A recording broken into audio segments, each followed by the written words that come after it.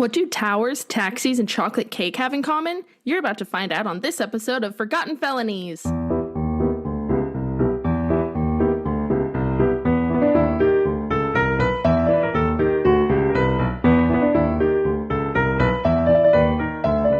Welcome back to Forgotten Felonies. I'm Monica. And I'm Olivia. And this is where we take you back in time to rediscover the tales of vintage villainy the time forgot. This is part 2 of our Ellsworth Kelley and the Jones brothers gang story, except by this time in the story, they were known as the Jones-Murray gang inside the prison walls. The reason for this is because Oregon Jones was actually the leader of a prison gang there at Oregon State Penitentiary, and Tom Murray, who had escaped with Ellsworth Kelley and Oregon Jones in the past, and who escaped with other convicts at other times, he was the true mastermind behind all of the escape attempts. Yes. So, in August of 1925, Thomas O. Murray was 22 years old. And as a reminder, he had run away from home when he was 14 years old and wound up getting a job in the shipyards during World War I. His father said it was wartime stress that caused him to turn down a bad path. He got involved with some shady characters, and the first his parents heard of him getting in legal trouble was when he was arrested and charged with the armed robbery of the Lane County State and Savings Bank in Florence, Oregon. This was not his first run-in with the law, however. Tom Murray, who was 20 years old in 1923, had been paroled from San Quentin in California after serving 14 months on a burglary charge. He had been paroled about a year before and was mandated by the court to remain living with his brother-in-law, Alep Dowell, who lived just outside of Florence, Oregon, near Lake Mercer. Tom's sister, Anna Kathleen Murray, was married to Alep. Interestingly, Tom Murray had been going by a fake name in California, so he was incarcerated under the name of Joe Johnson. In 1922, while in the custody of his brother-in-law, Tom Murray was charged with knocking a schoolgirl off her horse and raping her. This case was hushed and Tom Murray left the area, but he had recently come back. At the time of the bank robbery in Florence, remember, Tom Murray was 20 years old. He was the leader of the 3 men who were responsible for the bank robbery. It took place on Tuesday, December 11th, 1923. Tom Murray had visited the bank several times beforehand so he could scope out the bank so he could plan for his crime. During the bank robbery, Tom Murray, Eddie Walker, and a third man who was never identified or captured entered the bank at 11:30 in the morning. They forced the bank's vice president, Carl Bergman, and 2 customers into the vault. They scooped up all the money in the counter trays and in the small safe, which totaled over $7,500. This is equivalent to about $146,000 in today's currency. After the robbery, the 3 bandits went on the run and wound up at the home of Nels Berkram. Threatening his life, he was forced to hide and feed them. He was also promised money for his troubles. The next night, Wednesday the 12th, a rancher named Jack Herring was searching for the bandits and arrived at the home of Nels Berkram. Because he saw the bandits, he was threatened and given money in exchange for silence. This happened again 3 days later on Saturday, December 15th. This time, it was a rancher named Charles P. Blazier. He was threatened and was forced at gunpoint to accompany the 3 to a train yard in Cushman, where the 3 boarded a freight train heading south. Those 3 ranchers, Berkram, Herring, and Blazier, were arrested for having helped Thomas Murray and his 2 accomplices. His brother-in-law, Alep Dowell, was also arrested. Tom Murray and Eddie Walker were captured in Portland on December 21st. Tom attempted to escape for the Lane County Jail on December 30th by sawing through the bars of his cell, but the plan was discovered before he could escape. On Monday, December 31st, both Tom Murray and Eddie Walker were sentenced to 20 years at the Oregon State Penitentiary. Yep. So 2 parts of this story interest me quite a bit. So first, his parents, Tom's parents, had no idea that he was in San Quentin for 14 months. They had no idea. Because the first they ever heard about it was this robbery. So, yeah, that's the first they knew of him getting into any trouble because he had run away. And he was under a different name in California, so they had no clue. And then also the fact that he attempted to escape, the day before his sentencing, because, we know now that he is real big on escaping. So it would be interesting to find out if he had tried to escape from San Quentin as well. I find it wild that they arrested the 3 farmers. Mm-hmm. Yeah. And the brother-in-law. Like, what were the ranchers supposed to do? They're being threatened. I know. And that's the thing. They were like, oh, no, they helped them. They were aiding them in all of this. Because, one of them, he had left while they were still at his house. And of course, they had said, don't say anything. But he had gone into town for something. And they're like, you could have told the police right then. You could have. At least one of them was convicted, too. But, yeah. Shame. Yeah, pretty interesting. So, as a reminder, Oregon Jones had escaped with Tom Murray, Ellsworth Kelley, and 3 others in the spring of 1924. And they were all caught within 5 days except for Oregon Jones. Oregon Jones was on the run for 13 months, and he was finally arrested in Sacramento for petty larceny, and he was 2 weeks into a 30-day sentence when he was identified as the fugitive Oregon Jones from Oregon State Penitentiary. He was returned to the Oregon prison in April of 1925. But again, none of these guys had any plans to stay behind bars for their full sentences. They all planned to get out as soon as possible, and Oregon Jones was all in when the idea came up for another prison escape. Tom Murray was the brains behind the whole thing. Initially, he planned to go alone, but then Oregon Jones came back, and so Tom looped him in. They didn't even tell Ellsworth Kelley or James Willos about it until 2 days before it happened, and the newest escape plan was set into motion on August 12th, 1925. James Willos, he was new to the gang this time, and he's really a bit of a mystery. We know that he spent time in San Quentin when he was very young for having stolen a dress for his girlfriend. He later was convicted of a crime in Oklahoma and was incarcerated there, but he was able to escape and was never caught. Papers also said he spent time at the prison on McNeil Island and at Fort Leavenworth. He and a friend had been going across the country on freight trains in 1922, and when they stopped in Umatilla, Oregon, they attempted to steal a sack of flour. For this, James was convicted of larceny and was sentenced to 7 years in the Oregon State Penitentiary. Unfortunately, we don't know what his real name is. He later told newspapermen that he would not give his real name because if his mother knew what had become of him, it would break her heart. He had many aliases, including Blackie Burns, but we couldn't find any crime stories about any of the aliases that were listed. Other aliases were Walter Miller, Walter Burns, and James Willos. We interrupt this broadcast to bring you the following breaking news report. In a concentrated riot at the Oregon State Penitentiary this evening, James Milton Holman and John Sweeney, 2 guards, were shot to death, and Oregon Burt Jones, notorious prison breaker and highwayman, was killed. Lute Savage, another guard, was shot and seriously wounded. 3 other men are known to have gained liberty in a dash over the walls and a hail of bullets from the rifles of the guards. The 3 men who have escaped are Tom Murray, Ellsworth Kelley, and James Willos. They commandeered an automobile and, at the point of revolvers, forced the driver to take them across the bridge and into Polk County. A posse of several hundred guards and citizens are on the trail. Stay tuned for updates. We now return you to your regularly scheduled program.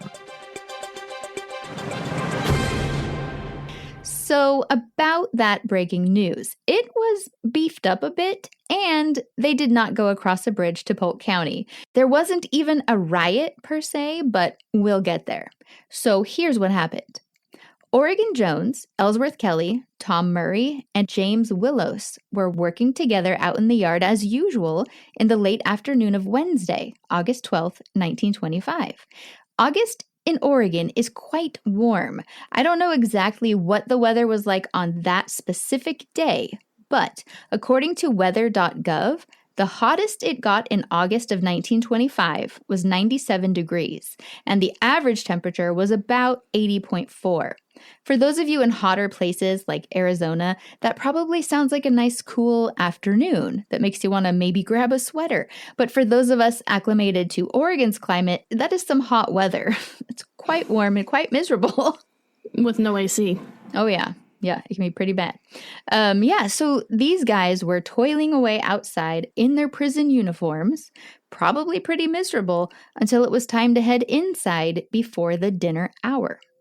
At some point earlier in the afternoon, when the inmates were all carrying things to their cells from the commissary, Ellsworth and Willos together bored a hole in the roof of the north cell house.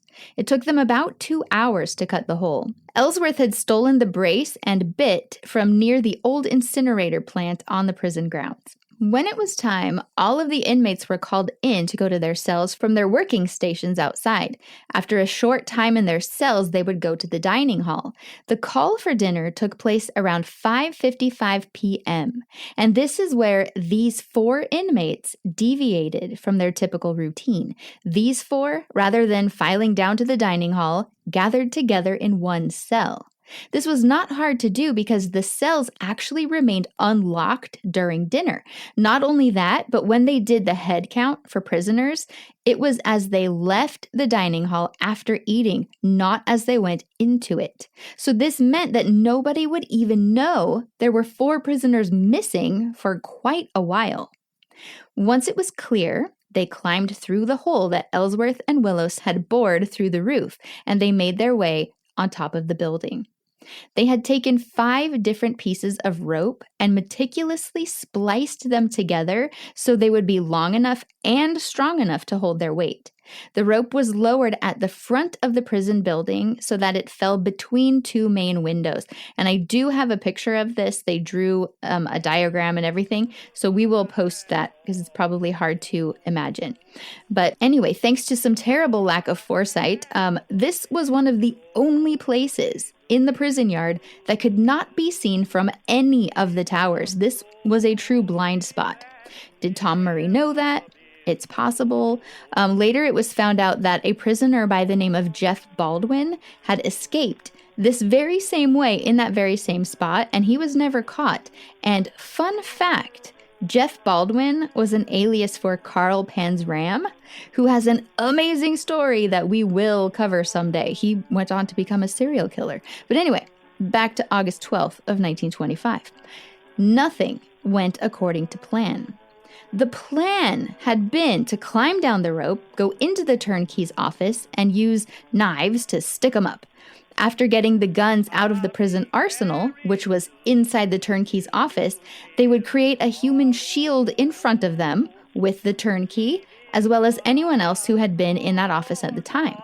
They would march their hostages straight toward Tower Number 1, which was on the north side of the prison gate.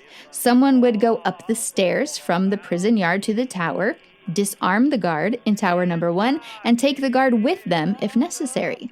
Then they were going to demand that someone open the front gate for them. They would force their way out that way, and no one would be able to shoot at them because they would have all of these innocent people, these guards, in front of them. And from here, after getting through the gate, they were going to run to the prison garage, take one of the fast prison cars, and then use that to get away. There were no plans to shoot anyone, and they didn't expect anyone who was not on duty to be out in front of the prison at that time. The accounts of what did happen that day vary a bit, depending on who you ask. I have pieced together the information provided by the guards, the warden, and the escapees themselves. So here's what went down as far as I can tell.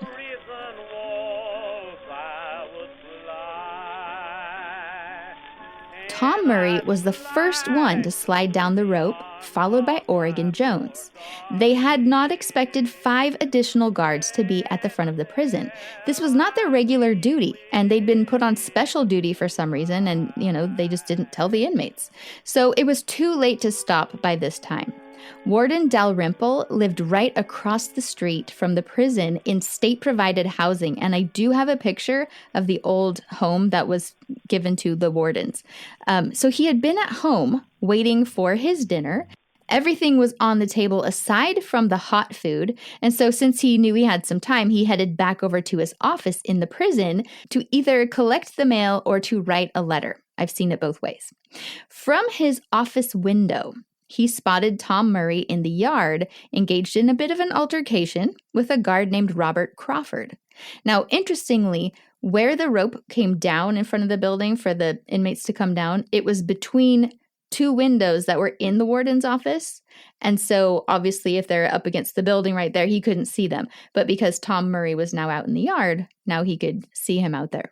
So Warden Dalrymple sees him in the yard, and immediately he knows this is a prison break because, there's not supposed to be anybody out there anyway. So Tom had run into Robert Crawford on the ground near the corner of the building. And again, I will show a picture. Tom threatened him with a knife until Oregon Jones made it to the ground. And then the 2 of them both made a mad dash for the door on the side of that building, which would lead them to the prison arsenal. From his office, Warden Dalrymple saw Tom Murray and Oregon Jones run around a corner toward the arsenal, so he ran that way, inside the building, to try to stop them before they got there. But it was a fruitless pursuit. By the time Dalrymple reached the corridor leading to the door of the turnkey's office, he saw that he was too late. Tom Murray was already in there, along with Oregon Jones standing behind him in the doorway. So in the early 1900s, a turnkey was a jail or prison guard responsible for locking and unlocking the cells, literally a man who turned the keys. Turnkeys often worked directly inside the cell blocks, bringing prisoners food, escorting inmates, and maintaining order. Because they regularly moved among the cells carrying keys and weapons, they were especially vulnerable during escape attempts. In this case, the arsenal, where all the weapons for the prison were kept, was located in a big cage inside of the turnkey's office. The turnkey at Oregon State Penitentiary in 1925 was a man named James Nesmith. There was a guard named John Davison who was tasked with guarding the turnkey during the dinner hour. As the only protection for the turnkey during this time, Davison was supposed to carry a weapon on him while carrying out this particular duty. Unfortunately, 1 month earlier, another prison official had ordered Davison to stop carrying a gun around the turnkey.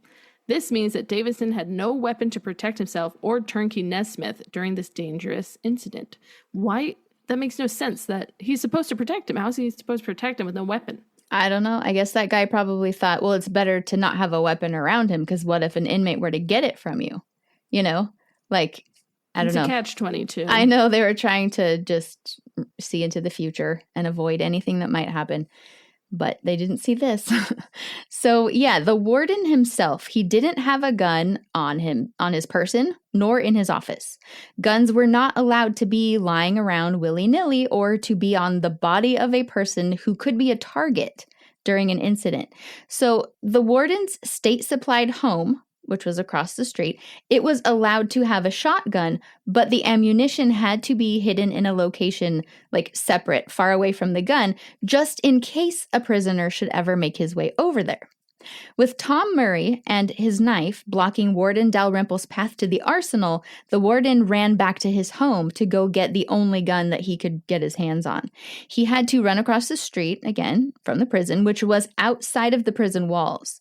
After he armed himself, Warden Dalrymple took up a hiding spot by the prison garage, which was also outside of the prison walls, just in case the escapees were going to run that way to get a car. So he's like, just in case they come here, I will hide and I'll be able to, take them out. Meanwhile, inside the prison walls, Tom Murray had just a knife in his possession when he came down the rope. And he said that Oregon Jones had nothing. However, a knife was said to have been found in his pocket later. Tom Murray went into the turnkey's office first. Turnkey Nesmith was standing with guard John Davison when Tom Murray burst through the door.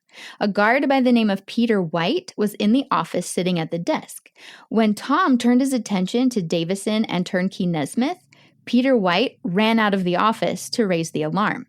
He called to a man named Carl Charlton, and that's when Peter White saw Ellsworth Kelley and James Willos coming down the rope.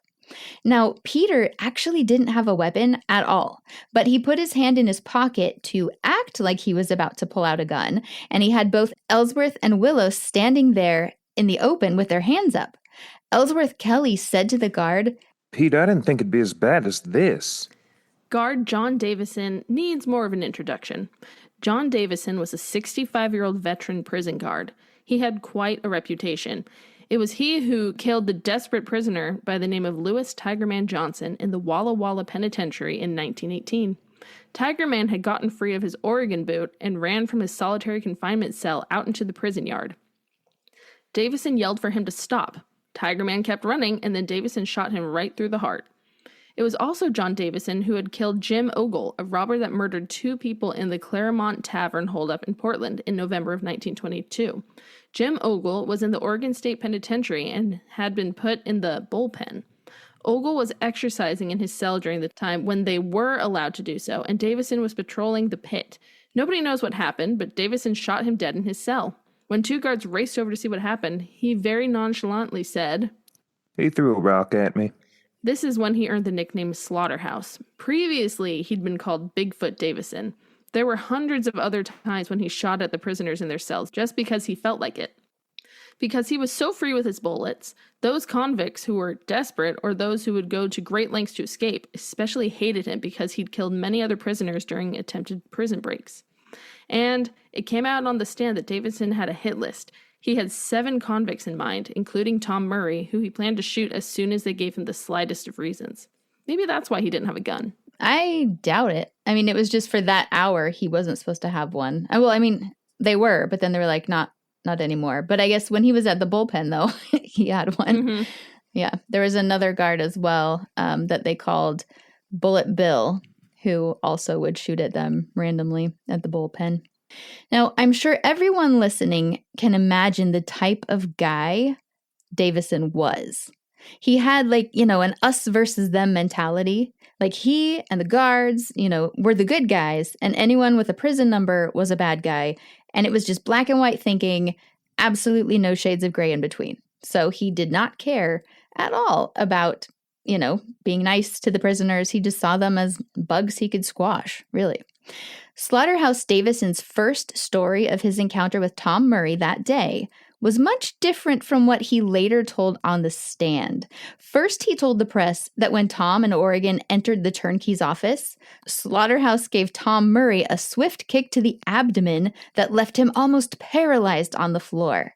And, Slaughterhouse had kicked him against a banister that guards a stairway leading down to the basement. And Tom almost fell over this banister, according to Davison. So it would have been sure death. Now, while Tom was recovering from this kick, this is when, according to Davison, he ran for his rifle. According to Tom Murray, it was a little different. It went like this. Right in Turnkey's office, there was Slaughterhouse Davison and the turnkey. I knocked Slaughterhouse down with my fist and left him lying on the floor, begging for mercy.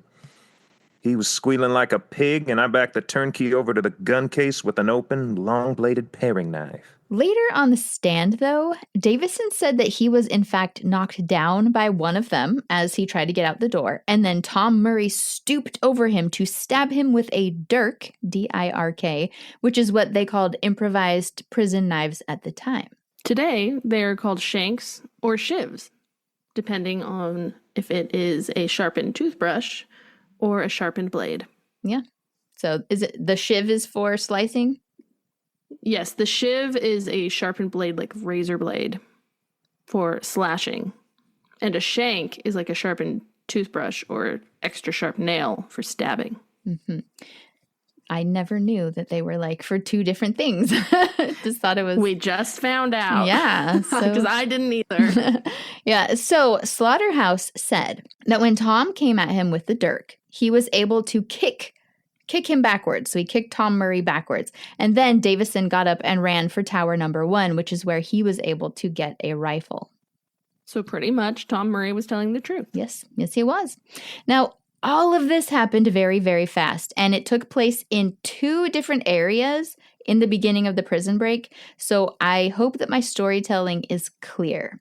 So at this point, we have Tom Murray and Oregon Jones in the turnkey's office. Tom has turnkey Nesmith backed up to the wire cage full of guns, and he's telling him to open it. In fact, he said to him, "Give me the keys to the arsenal or I'll cut your heart out." So maybe it was a shiv. Now, it was at this moment that Oregon Jones came fully into the office. And it turns out that Oregon Jones had gotten into a fist fight in the corridor with guard Charles McKinley. And McKinley was able to get away, and then he ran straight to tower number 7. Tom said that Oregon Jones seemed to lose his head for a minute, and rather than simply allowing turnkey Nesmith to hand over the keys or to open the cage full of weapons, Oregon just attacked him. Nesmith wound up beaten very, very badly with Jones's fists, as well as a heavy brass spittoon to the head. Do you know what a spittoon is? Yeah, I see them while thrifting. Oh, yeah. So that's gross. Hopefully this one wasn't full. I know. Hopefully it was empty. That's so gross. Oh, boy.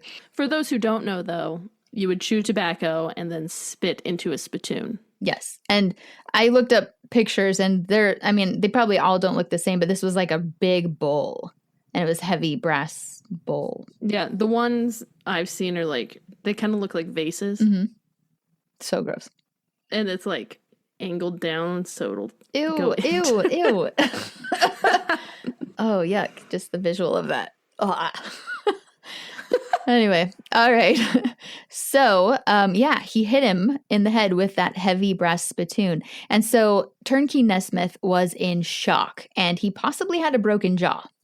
According to Tom Murray, the guard in the number 1 tower then began shooting blindly into the turnkey's office.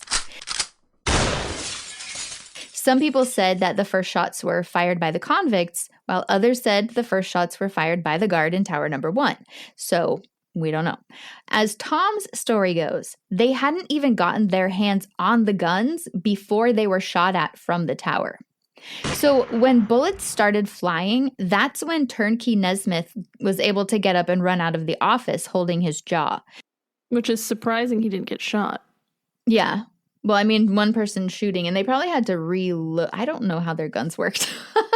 I don't know. Well, this is after World War I. Right. But yeah, so he got up and just took off as soon as he hears bullets firing. So he got out of there, and then Tom Murray grabbed that heavy spittoon and he smashed the lock on the gun case. He handed a .30-30 rifle, fully loaded, to Oregon Jones, and Oregon Jones started shooting back at tower number 1 through the window. When that gun was empty, he grabbed another. So there were like tons of guns in this cage. So he grabbed another, and he wasn't hitting anyone with the bullets or like shooting at anyone in particular. He was just like shooting at the tower. According to Tom Murray, Jones was running wild. He expected to be killed and was apparently making his last stand.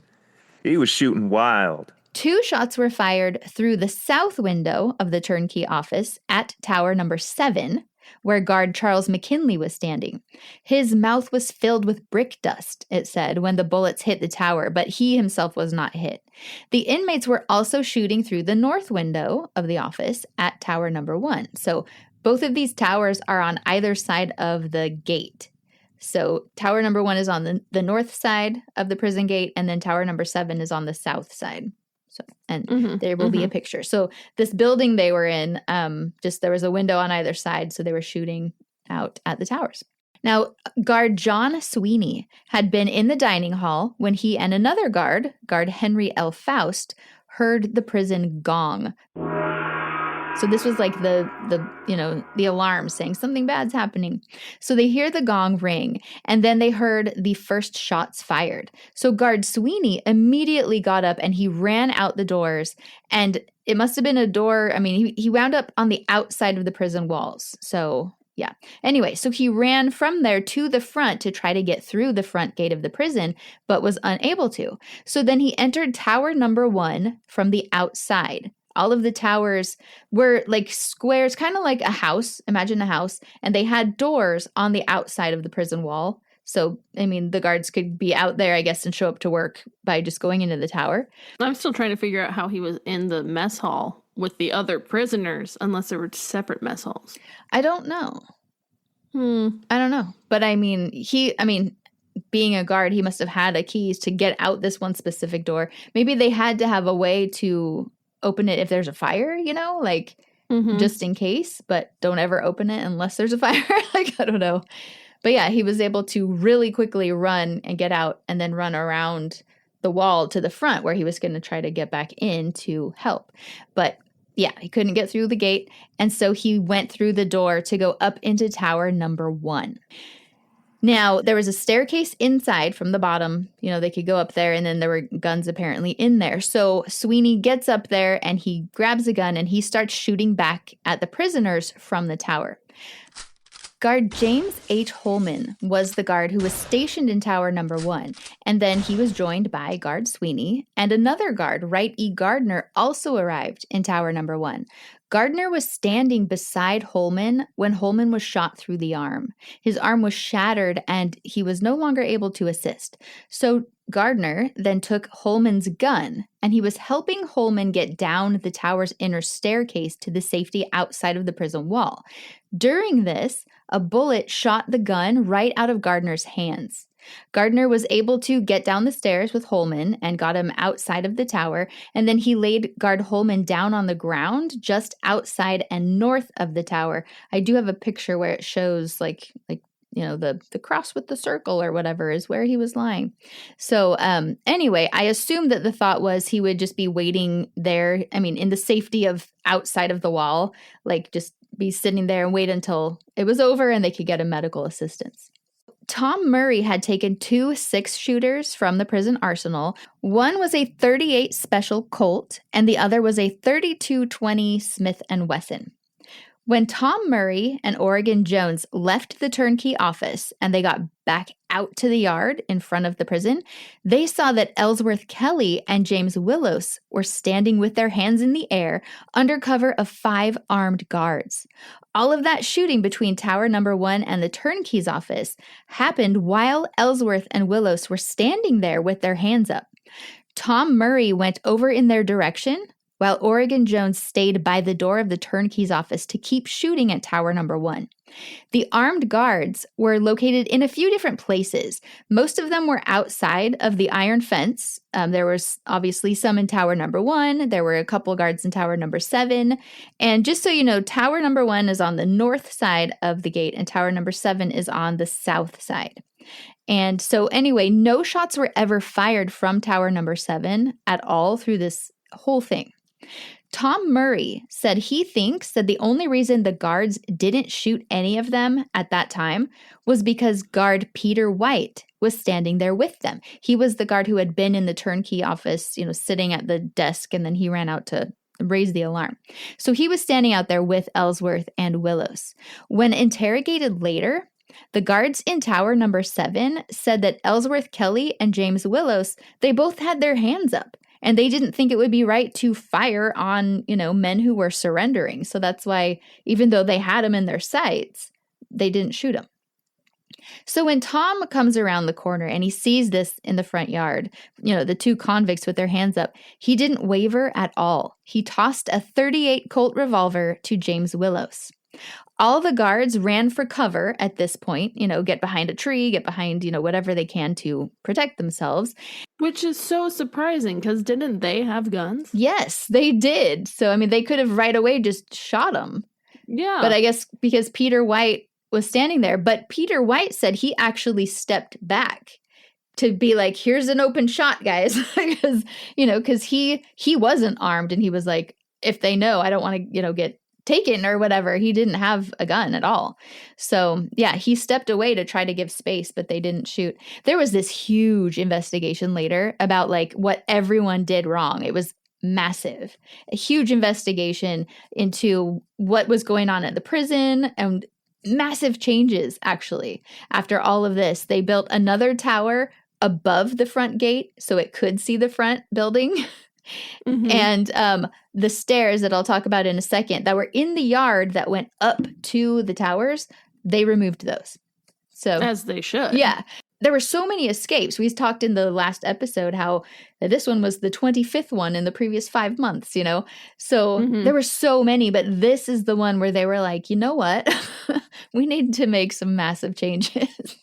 So yeah, all the guards ran for cover, behind trees and whatever. Tom Murray, Ellsworth Kelley, and James Willos then ran across the lawn toward an oak tree that was not far from Tower Number 1. Oregon Jones was still over on the side of the building by the turnkey office door, so he was still able to shoot at Tower Number 1. Now at this point, at this moment, nobody's shooting from Tower Number 1. Tom Murray took cover behind the oak tree and he yelled up to the guard in Tower Number 1. And he told him, "Come out, throw your gun down, or I will shoot you out of the tower." Guard John Sweeney was the person up in Tower Number 1. He popped his head up to attempt to shoot down at the inmates with his rifle, and at that moment, Murray shot him right through the head with his .32-20 pistol. So Tom Murray's is just, wow. Yeah. And he was 22 years old at this point, and yeah, he was just something special. So yeah, he said, "He fell dead and I made a run for the steps leading up to the tower." So this is when all 4 of them ran to the steps. One guard said that he saw Oregon Jones run to the stairs first, and then Murray, Willos, and Kelley followed from behind that tree in that order. But other guards said that Murray was actually the first one on the stairs. So he was like leading the charge.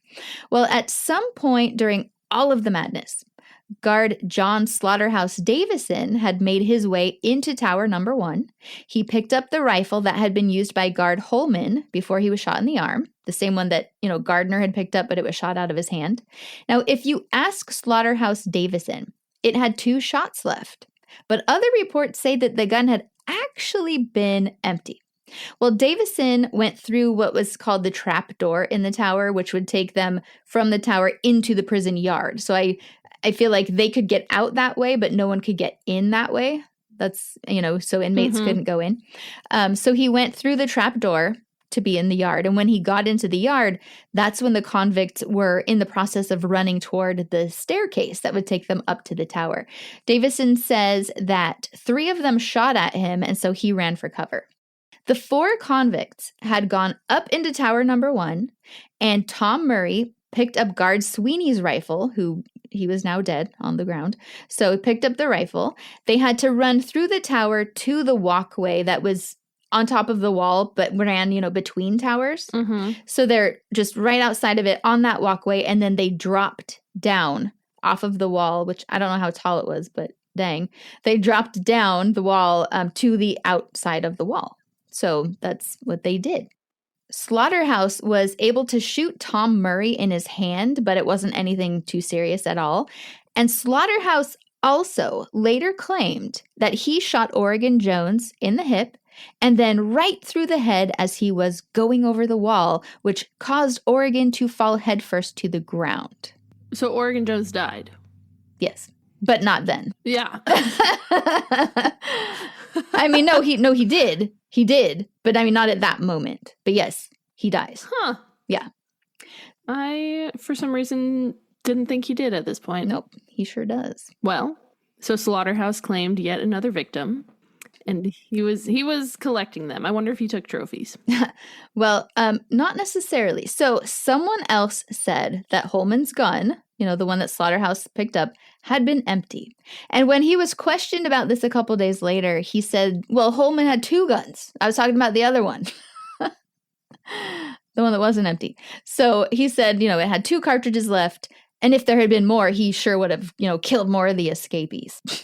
He's something. I don't know who I'm rooting for in this story. I know. By the end, when I was finished putting this together today, my heart was... Well, you sent me that text, and I was like, ooh. Yeah, my heart was a little broken. So, I mean, you'll know who you're rooting for at the end, but... Yeah, I don't know. Like, part of me is like, yeah, you get those people in the tower, and then it's like...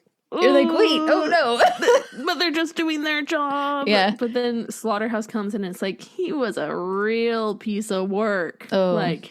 And we'll talk more about Slaughterhouse too. Slaughterhouse 5. Yeah, he wasn't my favorite at all. But yeah, so he's like, oh yeah, I totally did this, shot him through the head right as he was going over the wall. That was me,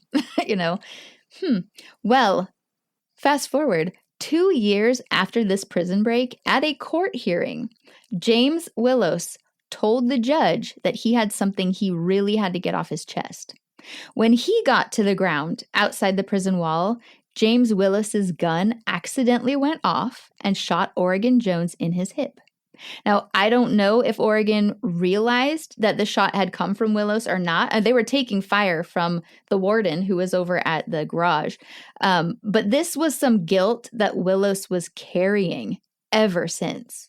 Now, after being shot in the hip, Oregon was unable to go on, and he slumped down against the wall, not very far from guard Holman, who, his arm was shattered. He wasn't dead. Holman was alive and just very injured. Ellsworth Kelley was the last one to drop down the wall, and he landed near Oregon Jones. And Oregon said to him, "This is my last shot." And he turned toward guard Holman and he fired a load of buckshot through his head. Oregon then tossed his rifle onto the ground, and then he shook hands with Ellsworth Kelley, who had been his friend for a decade, his partner in crime, one of the only people he'd ever trusted. Oregon's parting words to Ellsworth were, "You tell the boys to play careful and not make it more than one." He just really went and was like, one more for the road. "It's my last shot, gonna make it count." So, pray tell, what do you think he meant by that with his parting words? I don't know. It's confusing. Maybe he was talking about not killing more than one person, because when he killed, guard Holman, that was the only person he killed. But I really don't know. And FYI, kind of a fun fact, more like a sad fact, guard Holman was Warden Dalrymple's brother-in-law.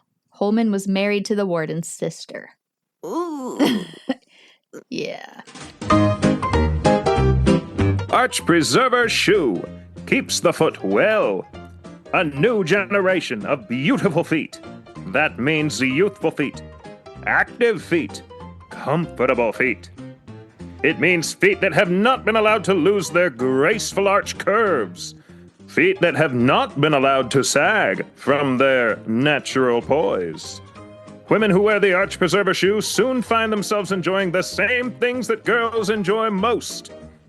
Won't you see this shoe? Price Shoe Co., 326 State Street. After Oregon Jones killed Holman, Ellsworth picked up his empty shotgun and he took it with him.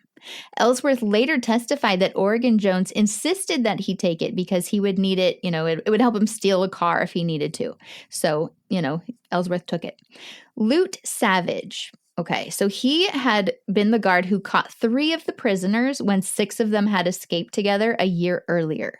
So when all of this is happening, Lute Savage, he's at dinner and he hears the commotion. So he had come running to help. He saw that Holman had, by that time, been taken out of the tower. He was down there, and he realized the door would still be open. So he thought, he would run over to the tower and try to get up in there and take some control of the situation. But he was stopped by a rifle bullet, thanks to Tom Murray. So the bullet hit Lute Savage about a half an inch below his heart, and then Guard Savage fell to the ground in front of the prison garage. Guard Savage later claimed that he then watched one of the convicts step right up to the injured guard, Holman, and shoot him directly in the face, killing him deliberately. So that's what Lute Savage said happened. Yeah. Interesting. I know. Very interesting storytelling. But imagine, he was not right next to them. He was far away. But Holman was on the outside. The garage was on the outside as well. Yeah. So they were out there. But there's even more just crazy stuff, and we'll get to that too, about just the chaos and how none of them were clear on what happened. Because think of how fast it was happening and how scary it was. You know what I mean? And everyone is like, I need to not die. Like, priority number 1, survive. They have a trigger-happy Murray. Yeah, and Oregon Jones. They have, him less so than Murray. Well, no, Jones started it. He's the one who grabbed it and just started shooting at the tower. Yeah, but Murray's killed 3 people at this point? 2, 3? He shot Sweeney in the eyes. Oh, he didn't kill Lute Savage. He survived. So he's only killed 1. Well. Yeah, Murray's only killed 1. But yeah, so now Warden Dalrymple, he was still hunkered down over at the prison garage. He was using 2 oil barrels as cover, and he saw that the convicts were not actually running in his direction. toward the prison garage at all, but they were instead fleeing in the direction of the state insane asylum. He saw Ellsworth Kelley and Willos running that way together, and he shot at them and he missed. And then, while he was reloading, Tom Murray stepped from the corner of the wall over by tower number 1. So Dalrymple was able to get a shot off at Tom Murray, and he saw Tom actually like staggered, and he had hit him. He had shot him like in his side and his arm, but it wasn't serious enough to stop him. So all of the injuries that Tom got were just like superficial at best. Which is, I feel like what happens whenever something bad happens. Yeah. Like a car crash, the drunk driver, no injuries. Right. And the innocent people dead. Mm-hmm. Yep. Yeah. So, yeah, he was able to hit him, but it wasn't anything serious. And that's when Tom Murray began running to catch up with Kelley and Willos. Now, there was a guard who was also running to the insane asylum, which was about half a mile away. And this was guard Sendefer, who was running to get a doctor for guard Holman. Tom Murray was shooting at guard Sendefer, who just started running faster and faster because he's like, oh my gosh, they're going to kill me. And by the time guard Sendefer got to the asylum, he needed medical care himself. How scary is that, though? Like, they are right behind me. There's no cover. It's a straight shot. There's nothing to hide behind. So he just ran as fast as he could go. Oh, yeah. So all 3 of the inmates asserted that Oregon Jones was alive and conscious when they said goodbye to him. When Tom Murray read that Slaughterhouse John claimed to have shot him in the head as he went over the wall, Tom said, Last we saw Jones, he was sitting on the ground, fully conscious and unable to walk. And if Slaughterhouse Davison shot him, he must have walked up to him and shot him like a dog, giving him no chance. Which I wouldn't put past him.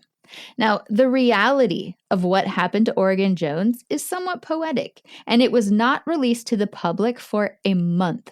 Even then, the public kind of ignored it, which shocks me. I mean, it's in more than one article, but the official story to this day, if you look it up, is that guard John Slaughterhouse Davison shot and killed Oregon Jones as he went over the prison wall. That's the official story. Well, when looking at Oregon's body, the coroner found a notebook in his pocket, along with a pencil that had blue lead. Now, it must have been a pretty small notebook, I don't know, but he wound up writing just a small amount, it seems, from what I read, but it took up like 9 pages. So I'm imagining just a really small little thing. Mm-hmm. Now, among the little writings, he wrote, I would like to see D. I love him. I love the Joneses, my people. I die game. On another page, he wrote, I hate to die. And now I'm going to kill myself. They will hang me if I don't. He left one last note, which read, I have killed myself. And he signed his name, Oregon Jones. I wonder how he did kill himself then. Apparently he had 2 guns. Yeah. So he didn't have the rifle anymore, but apparently he also had a pistol. And Tom, I think it was Tom who later testified to that he had 2. So yeah. Anyway, also in that notebook was a code of some kind, like some kind of weird code. So Warden Dalrymple showed it to his brother, Dewey Jones, because remember, Dewey Jones is also in prison, but he's not one to be like, I'm going to run, I'm going to leave. He did try to escape the first time, but now he has a baby at home. Well, so he's thinking. No, the first escape that Oregon Jones attempted in OSP, Dewey was also part of. Mm. But then after that, all the rest, he was like, nah, I'm good. I'll just stay here. I wonder if they could decipher it now. Because people are deciphering the Zodiac killer. Yeah. I wonder if it's still somewhere. That would be really cool to look at. But yeah, Dewey offered, he said, I'll try to figure it out. And he just couldn't. Like, it's like, I have no idea. Well, when Oregon said that he would like to see D, he was talking about his older brother, D. Jones. His first name is spelled D-E-E. D lived in Portland and was actually the person who took possession of Oregon's remains the following day. Yeah, and now the thing is, because his name was D, people in the papers even assumed that that was just what he called Dewey. So they were like, in parentheses, that's his brother who's also in prison. And it's like, no, that is a completely different brother. So that was frustrating. Even on Find a Grave, like they have that confused and it's like, no. So I left a note. She wouldn't change it though. Anyway, there was a note written on the wall in Oregon Jones's cell, and it was written in the same blue pencil. It read, "Tonight at 6 o'clock, I will leave this place dead or alive." And it was signed Oregon Jones. Well, there was also a note written by Ellsworth Kelley, and it simply read, "Give me liberty or give me death," and it was signed with his prison nickname, Crowbar Kelley. I wish they would have used that more often. I know. Apparently it was just inmates who called him that, and he liked it, so he, I guess, decided to go by that, but it wasn't something that was outside of the prison. So, well, Dawn, now you know. Yeah. Okay, back to the escape. So, they have killed 2 guards, and they shot Lute Savage in the chest, and Oregon Jones wrote some notes before taking his own life. The 3 remaining escapees, Tom Murray, Ellsworth Kelley, and James Willos, are running for the insane asylum. Witnesses from the asylum said they heard Ellsworth Kelley repeatedly saying, "We've done a bad thing. We've killed a man." They said he repeated it as if he were in shock. So Ellsworth was like, what the heck just happened? So they first came upon 2 employees at the state asylum, Mrs. Alice Ogburn and a man named McElroy. The convicts shielded themselves behind these 2 people and ordered them to guide them to the highway, but then they saw a taxi in front of the hospital. C.V. Ivitz had just been fired by Superintendent Steiner. And then C.V. Ivitz called a taxi to take himself and his belongings downtown. The cab driver was an elderly fellow named Zena J. Zinn.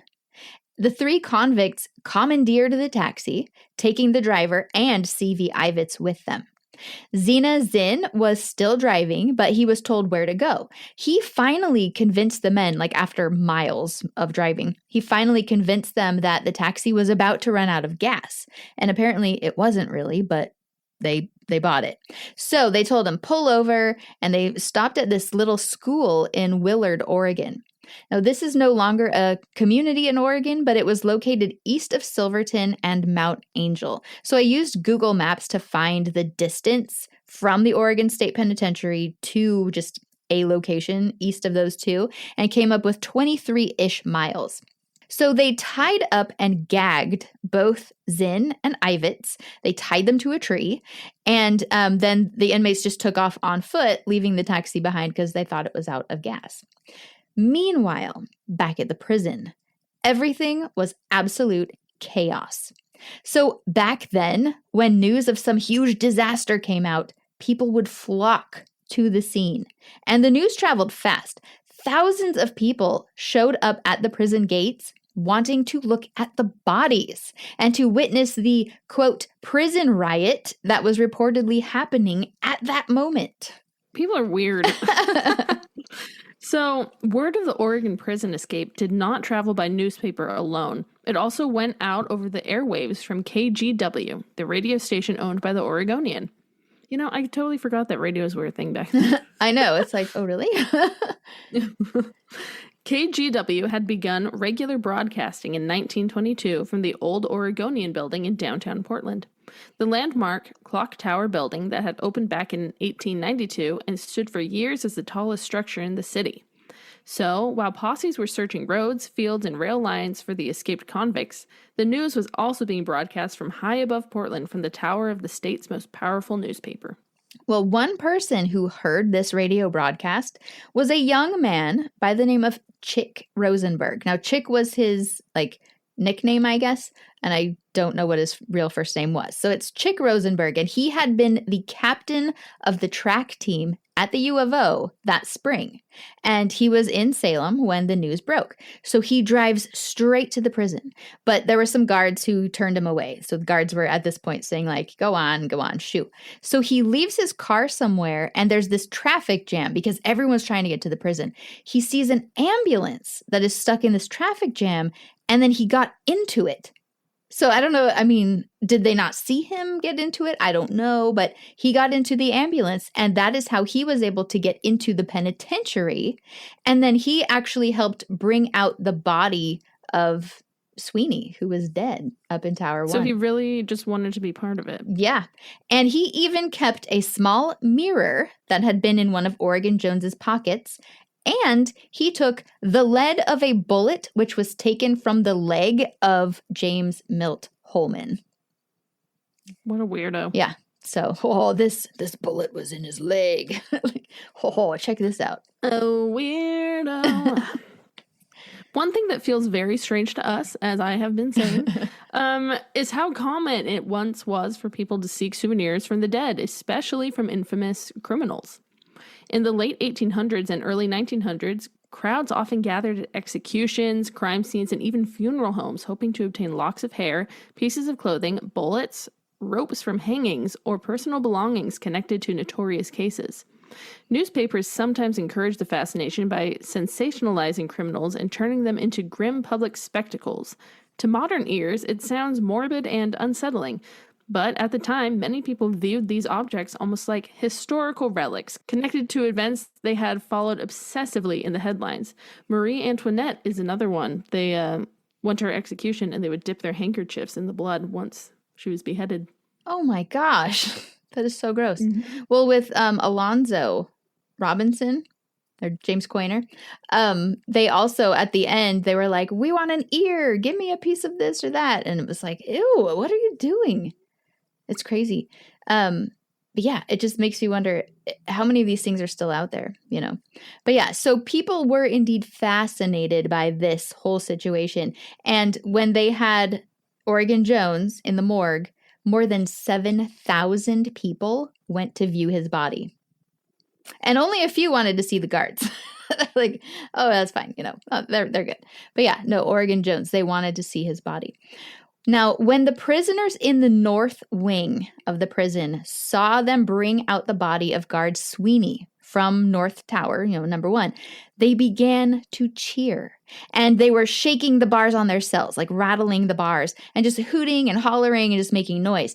They were all celebrating the success of the escape and the death of these 2 guards. And they continued with this racket until a fire hose was turned on them all. This fire hose was kept at the prison, and it was used for discipline in the prison many, many times. It would leave bruises all over their bodies.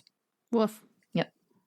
But yeah, they were just in their cells. I mean, I don't know if that's considered a riot because they were all in their own cells. They were just making a lot of noise.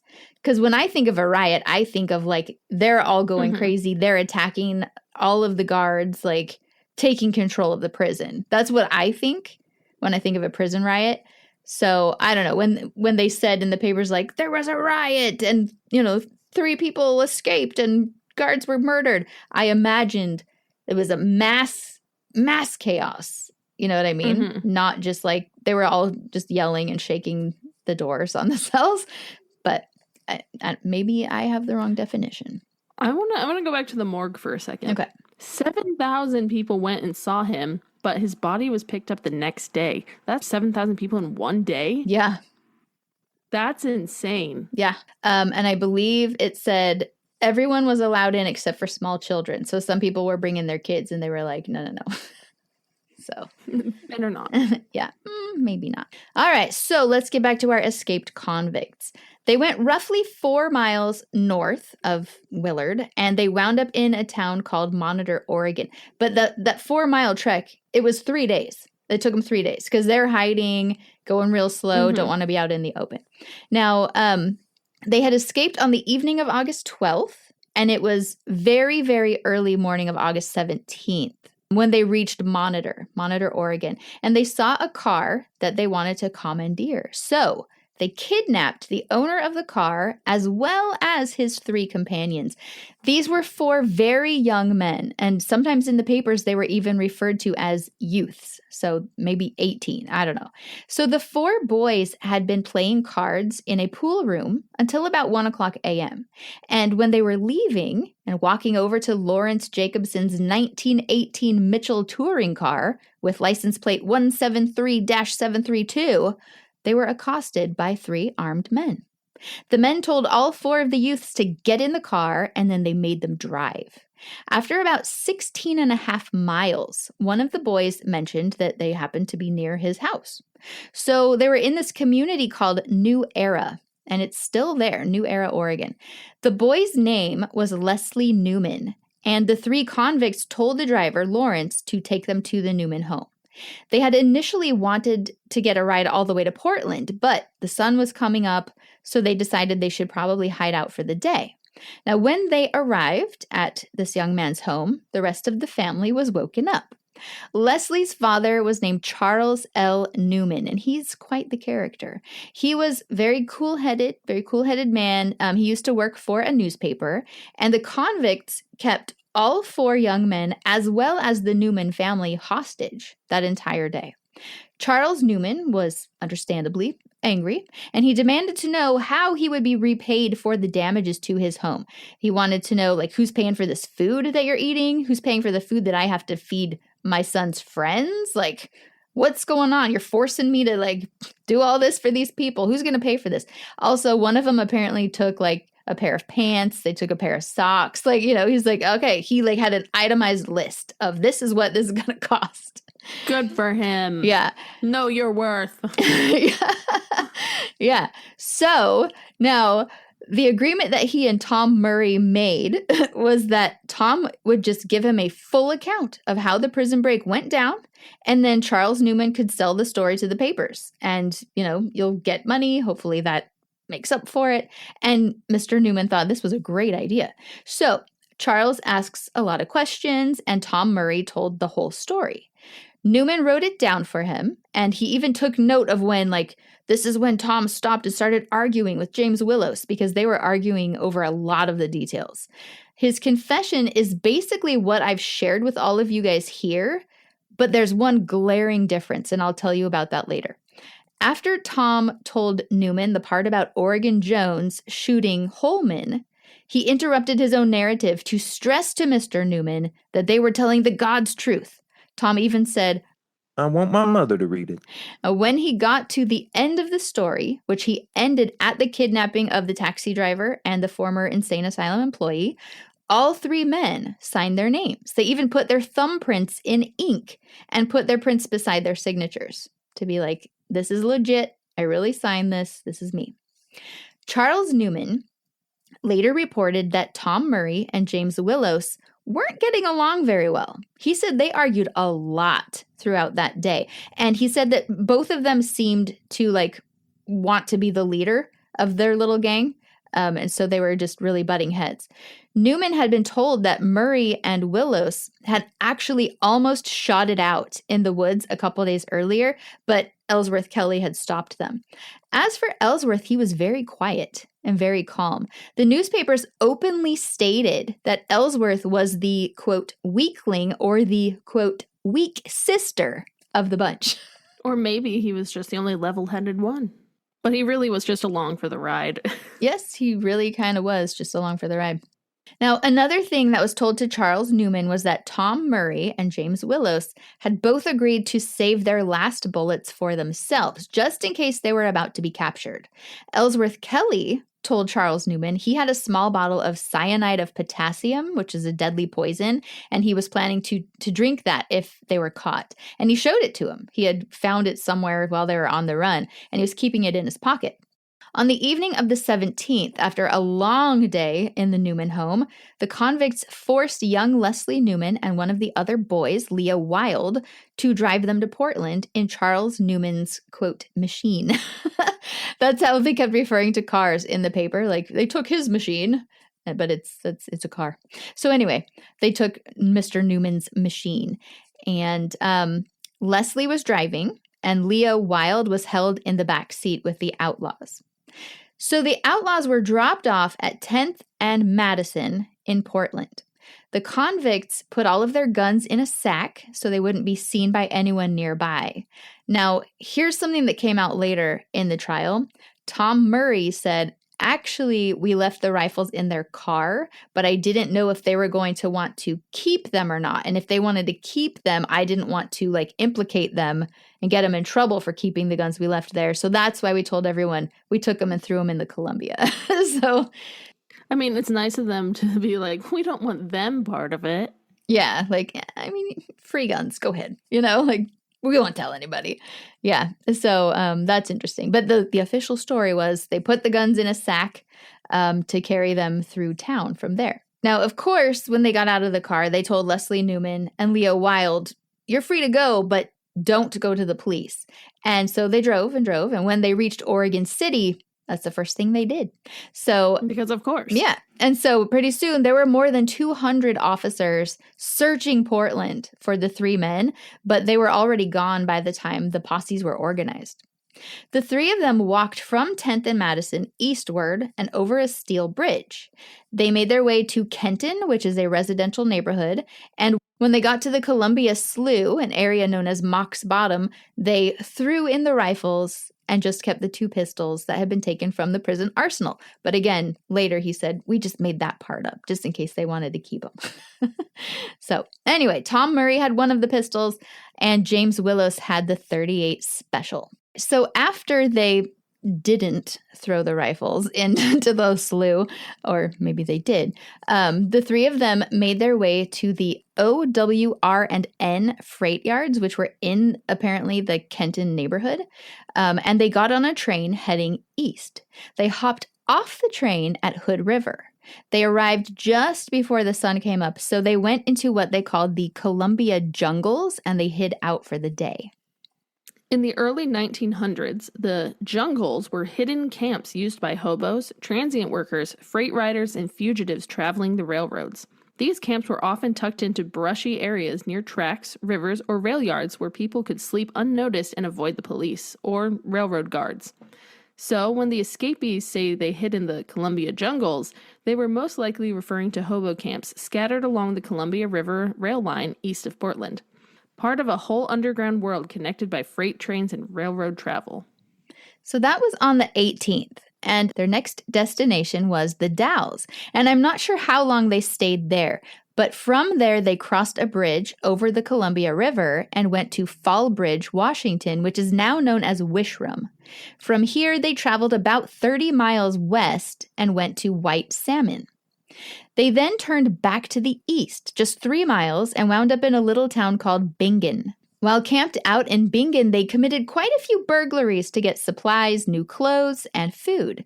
Eventually, there was a disagreement about their travel plans. Ellsworth Kelley and James Willos wanted to continue traveling east, but Tom Murray wanted to go back west so that he could hop on a train and go north to go say goodbye to his parents. Willos and Tom Murray argued often, and Tom was just over it at that point, so Tom Murray walked away and he headed over to Vancouver, Washington on his own. It was now April 21st, 9 days after the prison break, when Tom Murray arrived in Vancouver. He was at the rail yards there when he met a man by the name of Philip Carson. Philip Carson was a 26-year-old transient man who had been arrested in Portland and charged with vagrancy. The judge gave him a 60-day sentence, but suspended it as long as he would leave Portland and not come back. Carson left Portland and wound up in Vancouver, Washington. He met Tom Murray in the railroad yards just before he was going to board the 6:45 p.m. fast freight for Centralia. Murray told Philip who he was and asked if he'd assist him in getting away. Philip agreed, and the two snuck onto the train for a trip up north. Initially, they were going to plan a stick-up together in Tacoma, Washington. They stopped in Centralia for the night, however, and decided to do it there. Apparently, as nice as Tom Murray was, he said some offensive things to his new friend. He told Philip Carson that he was a menace to society and other similar things. His opinions of Philip's worth in the world really hurt his feelings, and Philip decided that he would turn him in for sure. When they got to Centralia, Philip took him to the Savoy Hotel, and they got a room. Carson said he knew some guys who would totally help them out with a stick-up. First, he said he would go see a friend who could get Tom Murray some different clothes. When Philip left him at the hotel, he actually went to the Centralia police station. Patrolman C.D. Pilling accompanied Carson to the hotel room.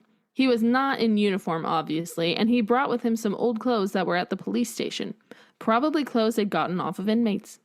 Tom Murray put on the clothes, and then the three of them began planning the holdup. Their target was to be some roadhouse nearby. Pilling and Philip Carson again left the hotel room and said they were going to go get a taxi cab.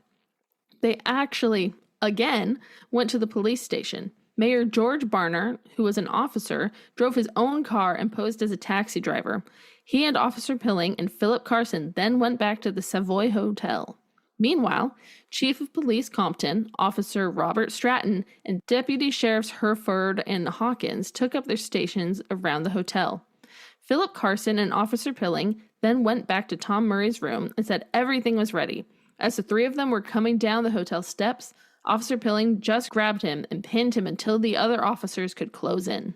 The jig's up. I'm Murray. He said it with a smile on his face. And just like that, very early in the morning on August 22nd, 10 days after the prison break, Tom Murray was back in custody.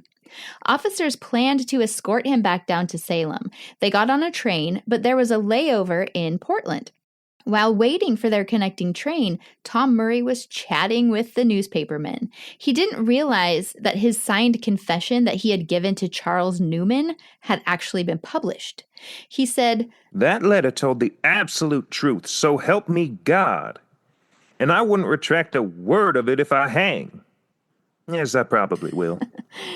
When asked if he left Portland the same night that he'd arrived with young Leslie Newman, he said he didn't want to talk about it. Instead, he said, "Listen, I'm a crook, see? And a murderer. And a tough egg. And that young Hoosier who brought me here is a gentleman and an honest man, get me? You take his word for what happened." So yeah, they had enough time that they actually took Tom to the Portland police station and asked him to tell them, where is Ellsworth Kelley and James Willos? Like, tell us where they are. So they told him that, the two of them might go to your house and then your mom would be in danger. So they're trying really hard to convince him, to say something, but he refused because he didn't want to be a, quote, stool like Philip Carson, who had just betrayed him. And in fact, he was caught for that Florence bank robbery when his girlfriend told on him. She denied having done it, but he was like, he just knew that it was her.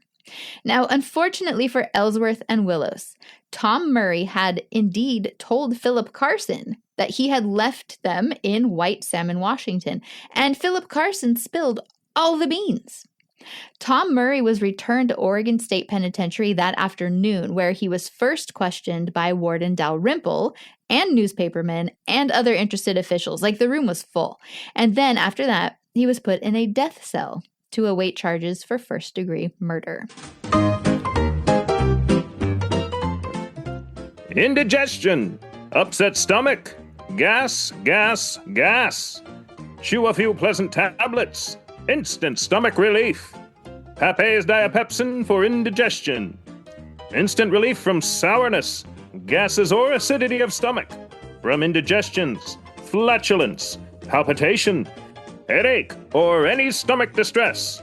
The moment you chew a few Pape's diapepsin tablets, your stomach feels fine. Correct your digestion for a few cents. Pleasant, harmless. Any drugstore.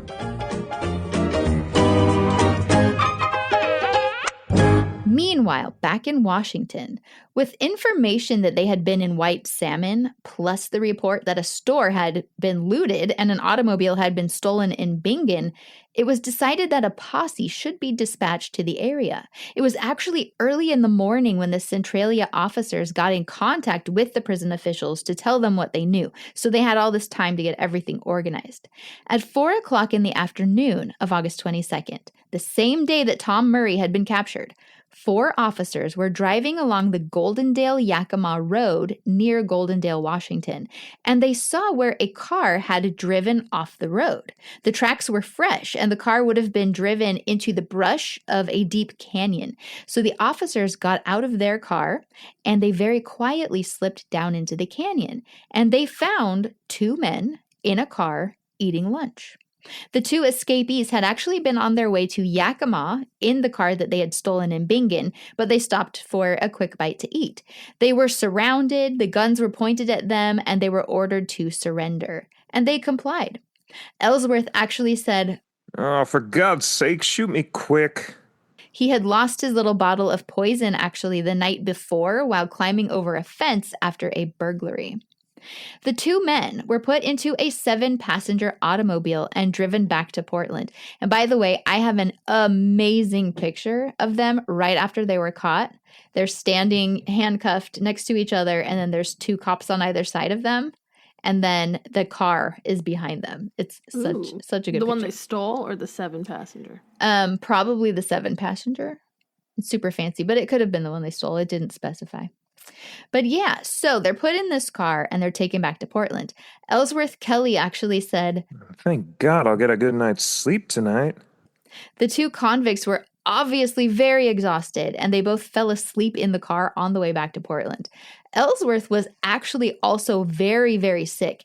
They said that they hadn't had a warm meal since they had left Salem, and the night before they had looted the Lewis store in Bingen, and they got quite a few of these rich chocolate cakes, and Ellsworth gorged himself on those, and his stomach was very, very upset with him that day.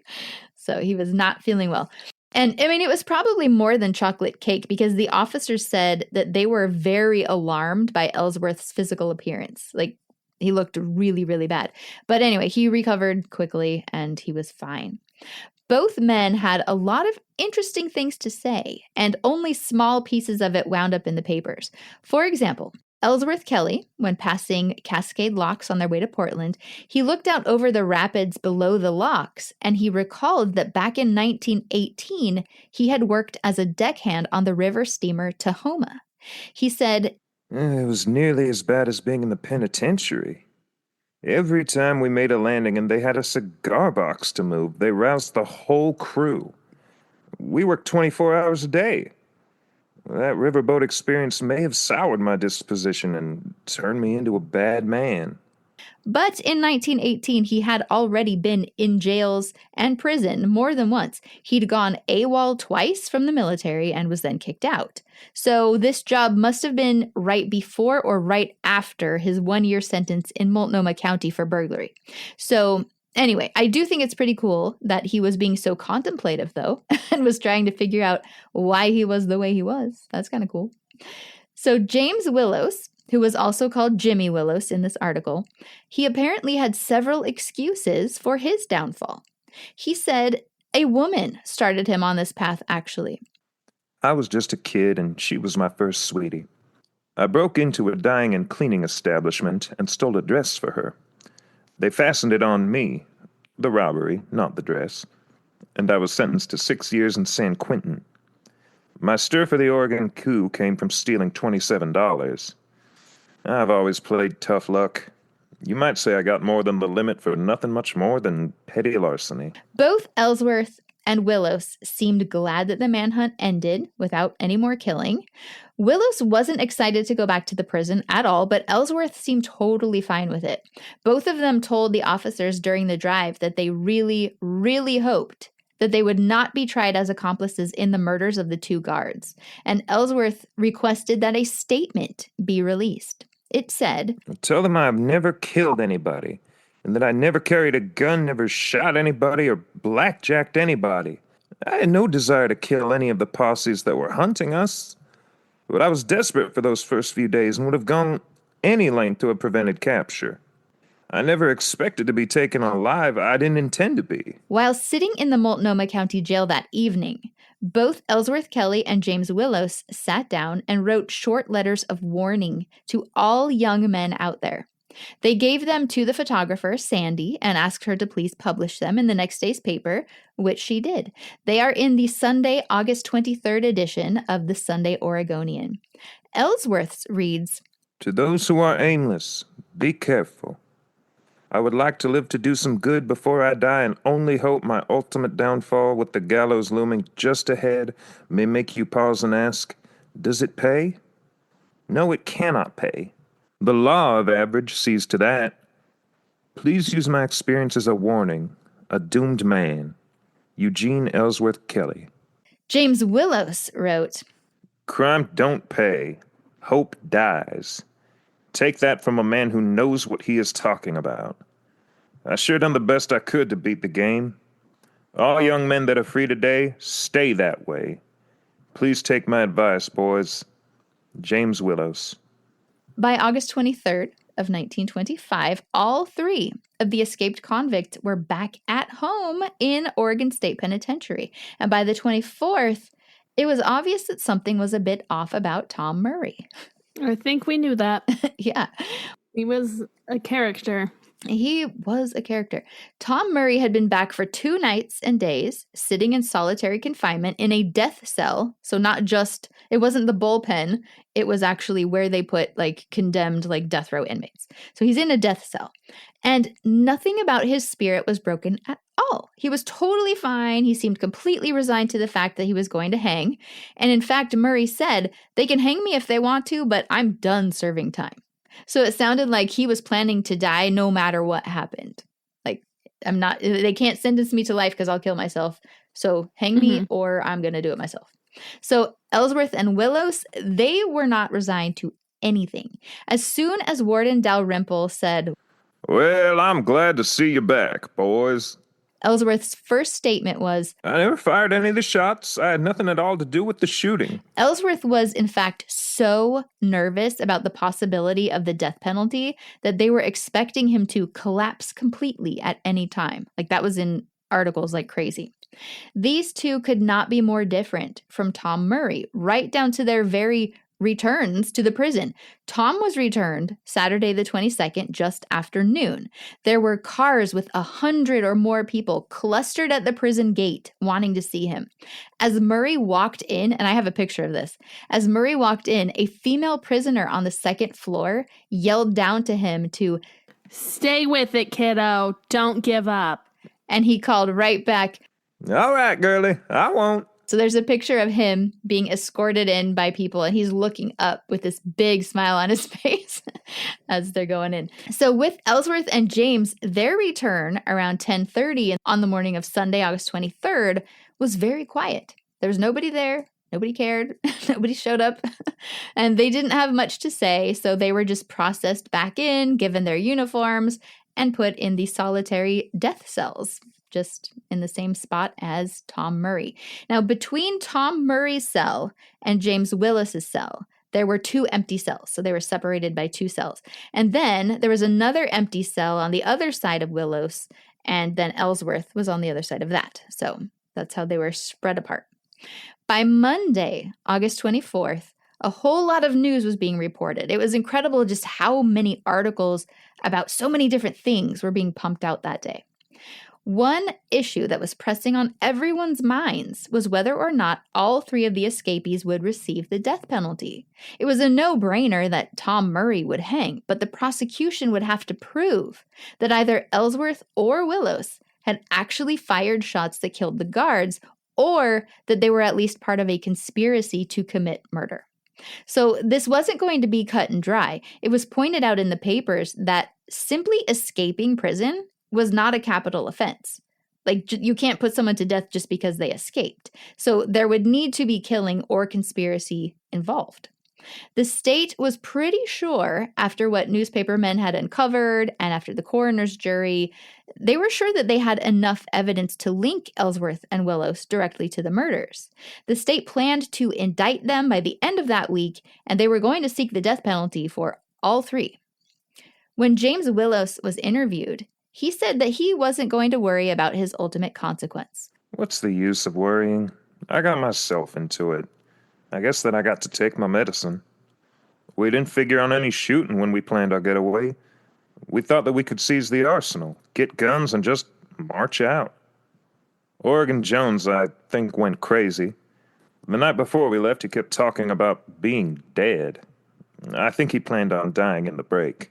Both Ellsworth and Willos stuck to their account that neither of them had killed anyone, but there was one big problem. So when Tom Murray recited the whole confession to Charles Newman a few days after the escape, he stated in that confession that guard James Milt Holman had been on the ground outside of the gate, but he was fine at that time, and that he had popped out and was shooting at Tom. So Tom said that when he was shot at by Holman, Willos shot Holman with his pistol that he had.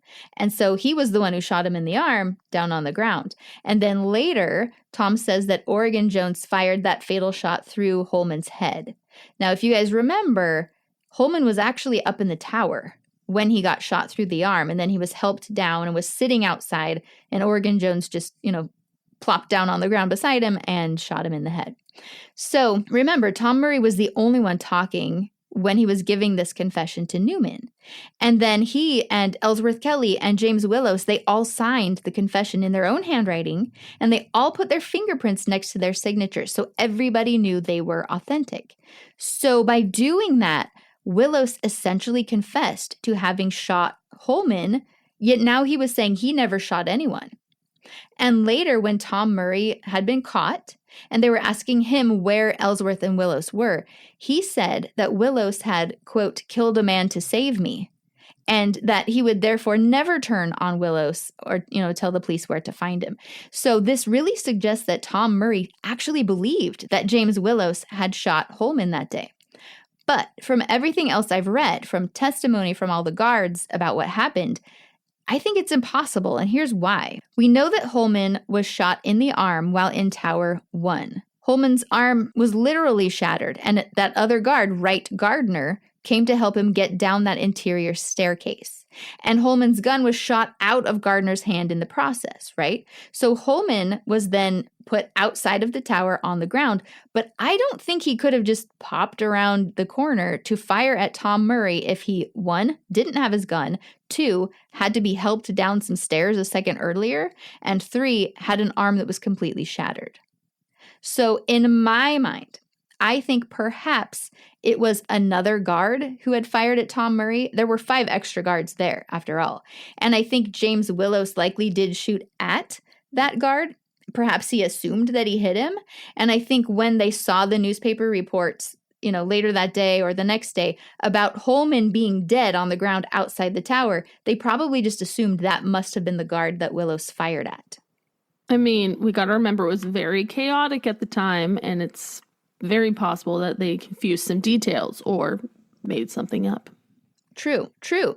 And Tom did say later in his trial that he did actually make some of those things up in that confession to Mr. Newman, because he said he was giving the confession to help him get a lot of money, so he wanted it to read as a dime novel. So it would be more exciting. And FYI, Mr. Newman actually got $3,000 eventually altogether from selling his story to all of these different media outlets. Wow. Yeah. And then he sued the state to try that itemized list. He sued the state, like, who's going to pay for this? Cool. He knows his worth. Yeah, quite the character. But yeah, so it is highly likely that there was some confusion for sure. And then when later reports said that Holman was shot in the arm while up in the tower, Willos probably realized at that point he didn't shoot Holman after all. And they all knew that Oregon Jones shot Holman in the head later. But anyway, because of that first signed confession, the state had a really strong case against James Willos. Now they just needed a way to connect Ellsworth Kelley. And the biggest piece of evidence was going to be the rifle that Ellsworth had carried off of the prison grounds. Ellsworth had apparently made a statement saying that he took the shotgun from Oregon Jones before fleeing the prison grounds, and D.A. Carson, who was prosecuting them all, he was pretty sure that Ellsworth Kelley then turned and shot Holman in the head. So he thinks that he took the gun before Holman was dead, and then Ellsworth is the one who shot him. But Ellsworth insisted he took the gun after Oregon Jones had already killed Holman, and that he himself had never fired a single shot through this entire thing. In fact, as the story went, the rifle that Ellsworth took from Oregon Jones was empty, right? So he couldn't have fired a shot if it was empty. Well, after they abandoned the taxi driver and the asylum employee, they walked into the woods where they stayed for a few days. And when they were about 10 miles away from where they had ditched the taxi and everything, Ellsworth stashed that rifle under a log. So the police took him out. They were like, show us where this is, help us find this. And he was unable to locate it at all. But later on September 23rd, it was found by some officers, and they said that the rifle had one shell in it, which meant it wasn't empty after all. So on August 28th of 1925, all three of them were indicted on 2 counts each of first-degree murder for John Sweeney and James Milton Holman. Judge Will R. King came in and talked to all 3 of the convicts, and he decided that he would be their legal representation. So even though he had, reached the title of judge, he was acting as their defense attorney for this. All 3 men entered their pleas of not guilty on September 1st as well. They were in the courtroom of Judge Percy R. Kelley, no relation to Ellsworth, and Ellsworth's mother and father had traveled to Salem to stand by him for this hearing. So that was kind of cool, because we don't really hear much about his parents having anything to do with anything until this point. We know they were divorced. Yes, we know they were divorced. His mother lived in Portland and his father lived in Grants Pass at this time. So his parents were interviewed, and they said that Ellsworth had never gotten into any trouble until he was involved with the Jones brothers by trying to help them get out of jail, and then he was sentenced to 20 years. Okay, but hang on. Before that, he was sentenced to the Oregon State Penitentiary when he was 19. Then he was drafted to World War I, went AWOL twice, then was sentenced to a year in Multnomah County for burglary, then got caught for burglary again when he and Harry Gardner burglarized the CC store in Hillsborough and got 9 months in jail. Then went back down to Grants Pass and was charged for burglary and highway robbery before the jailbreak with Oregon Jones. I think maybe they aren't being entirely honest. No, they're not. And actually, if you want to be technical, his first stints in jail were back in Iowa before they even moved to Oregon. He was in jail twice for larceny, once at 15 and then again at 17. But, they didn't have newspapers.com back then, and people couldn't easily fact check. So, Tom Murray, his trial was set to start first on October 5th. On the first day of his trial, Tom's parents were in the courtroom, as were Ellsworth Kelley's. When there was a break in proceedings, Tom walked over to the rail that separates the court from the spectators, and he shook the hands of his parents. His mom burst into tears. She threw her arms around his neck, and it was just a really emotional moment. Tom Murray was only being tried for the murder of guard Sweeney, who he openly admitted to having shot in the head in Tower Number 1. The jury in Tom Murray's trial brought back a verdict of guilty on Thursday, October 15th, 1925. Next up was the joint trial of Ellsworth Kelley and James Willos. Their attorney, Judge Will R. King, wanted them tried together so that they would be able to testify on behalf of each other, because he wanted them to come in and testify in Murray's trial, but they were like, well, no, because they're like co-defendants, so they can't. And so the attorney wanted to switch it to a joint trial for those two so that they could still testify. Mm-hmm. Mm-hmm. So that trial began the very next day on October 16th of 1925. They were only being tried as parties in a conspiracy to commit murder. And if that were proven that they conspired and that killing was actually the intention, then they would be equally as guilty of the murder of the 2 guards as Tom Murray was. But the murder of guard Holman became a huge debate because the state was presenting their case as if it was a sure thing, like an obvious thing, that Ellsworth Kelley, not Oregon Jones, had delivered that fatal shot to his head. The defense said that Oregon Jones shot the guard, either accidentally or on purpose, they weren't sure, and that Ellsworth did not even have a gun and did not fire any shots. Their attorney, Judge King, made a pretty good point in his opening argument. As a matter of fact, And as I hope to demonstrate to you beyond any reasonable doubt, neither Willos or Kelley knew of the contemplated break until 2 days before it was executed. They understood the plans called for no firing. They were the last ones down the rope, and when they reached the ground they heard shots. Then they saw a guard in the yard, unarmed, and they surrendered, held up their hands. Tom Murray was even called to testify for Ellsworth. He again swore Ellsworth had not been armed until he took that empty rifle from Oregon Jones. Tom Murray also said that he'd inspected that rifle himself, and it had been empty. So tell me this. How come Tom Murray could testify for Ellsworth, but they couldn't testify for Tom? I think it's because at that point, maybe the charges changed. Because now Tom Murray was found guilty of first-degree murder, and they're not on trial for first-degree murder anymore. So he's not a co-defendant for conspiracy. So I think that's why he could. But, yeah. But it's still weird that they couldn't for him. Yeah, but, I mean, maybe because he's already convicted, so... Yeah. But interesting that they're all saying, it was empty. The shell was placed. Could have been. They said that it was so swollen, though, from the wet weather and everything, that it was really hard to get out. But it was August. It is dry, very, very dry in Oregon in August. I mean, but then it went into September. They found it September 23rd, so it could have rained a couple times. But typically, even September is not super rainy yet. I don't know. I also think maybe it was planted, but what do I know? Whose side are you on? All right, anyway. So, Ellsworth himself took the stand, and he said he didn't have a gun until he took it from Oregon Jones, but he also said something else very interesting. He testified that there was a huge fear of going to the bullpen because convicts would get shot at all the time, mostly by guard Hinton, which I believe he's the one they called Bullet Bill, but also by guard Davison, who again was Slaughterhouse Davison. And Davison had killed 6 or 7 inmates, according to Ellsworth.